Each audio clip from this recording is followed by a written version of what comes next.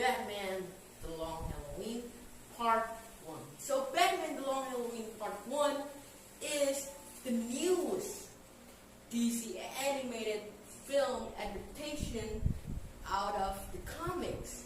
Of course, Batman The Long Halloween.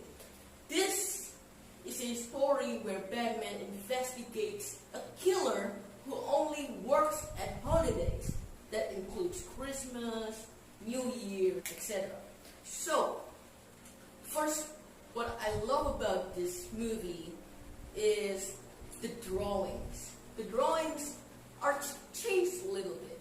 They are more detailed than the New 52 series. This is more unique and more detailed, the pictures.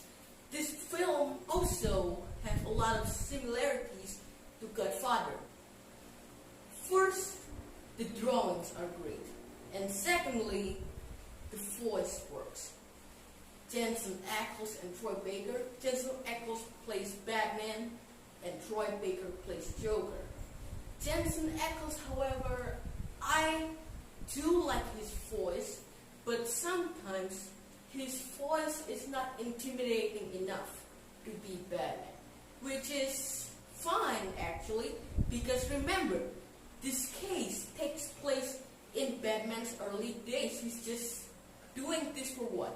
2 years, 3 years? I don't know. He's just quite amateur. He doesn't know a lot of detective skills. No, not yet at least. Because you have to remember, this is a setup for his future career.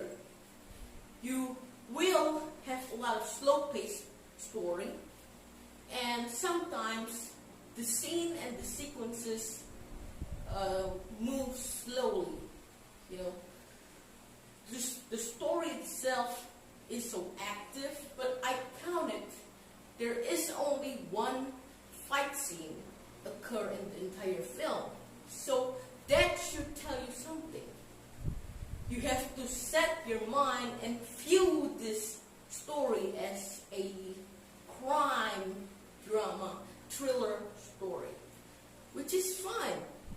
As for the voice work, Troy Baker plays Joker, of course, and I like his voice. You can hardly differentiate between his voice and Mark Hamill's voice. I think Mark Hamill and Troy Baker's voice is almost the same. You have to view this Joker as the younger Joker. You need to set your mind in that. But I do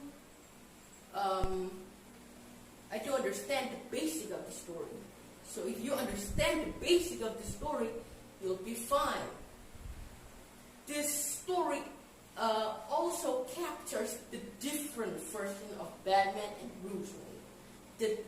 What I mean by the different is his Batman, this kind of Batman and Bruce Wayne is different than the other Batman and Bruce Wayne. His voice is very different. He just sounds like an amateur Batman. If he interrogates people, he's just brute force them. Not with your normal Batman. Your normal Batman is more intimidating and knowing his steps. But this Batman, knowing that he's amateur, he's just punch him in the face or kick him or whatever. That's why this setup is so good for him. As for Catwoman is not the Catwoman costume you know now. The costume is so simple. You have to remember the setup time. So, this Batman is very interesting and you should watch it. You should watch it because this is where you know his early adventure. He's not quite ready yet for what he's about to face in the future of this story. But also considering that this movie is split into two, part 1 and part 2.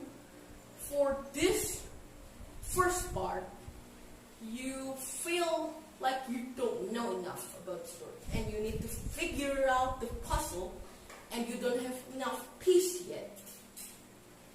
And I'm hoping for part 2, it would be explaining everything, explaining how's the end, who is the holiday killer. That's why I'm interested in this adventure, and I'm hoping for the second part. The second part, though, is the most important part than the first part, because this is like the setup, and part 2 is the end. So, in the end, Batman The Long Halloween Part 1 is telling a different story of Batman, and that is interesting. A different side of him. He's just pure anger. So this is the growing process of Batman you know now. So, considering that, I am pretty satisfied, and I can't wait for part 2. So that's my review of Batman The Long Halloween. Have you read the comics? Are you enjoying this 2-part series? And are you waiting for the second part to explain everything? Comment down below, let me know, and see you in the next video.